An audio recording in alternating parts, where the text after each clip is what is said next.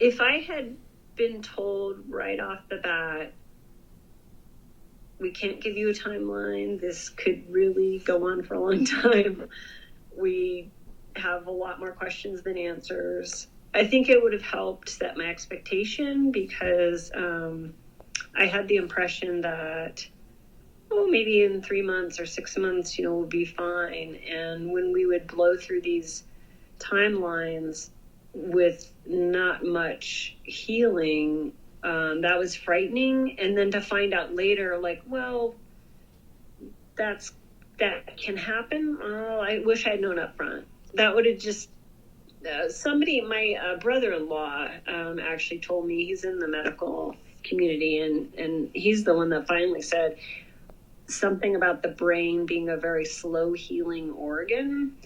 And he just said, you should just think a year, just not saying he'll be better in a year, but just, you need to kind of set yourself for, just go through a year. Well, that was awesome. If I had been told that right up front, because I just was afraid that he was stuck and going to stay stuck.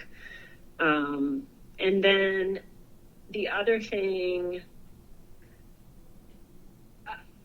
I know that one of the things that was hard for Ben was myself and his father was asking him, how is he feeling? Does your head hurt? Are you okay?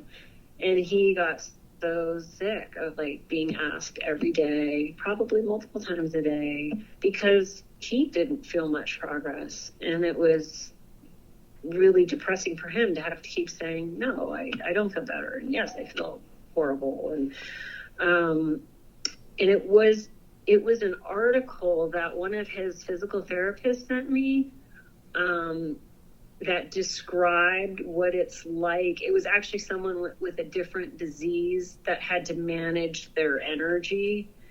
And it was a great description of somebody having to manage physical resources throughout a day and make trade-offs on, well, if I do this activity, I'm going to be done for the rest of the day.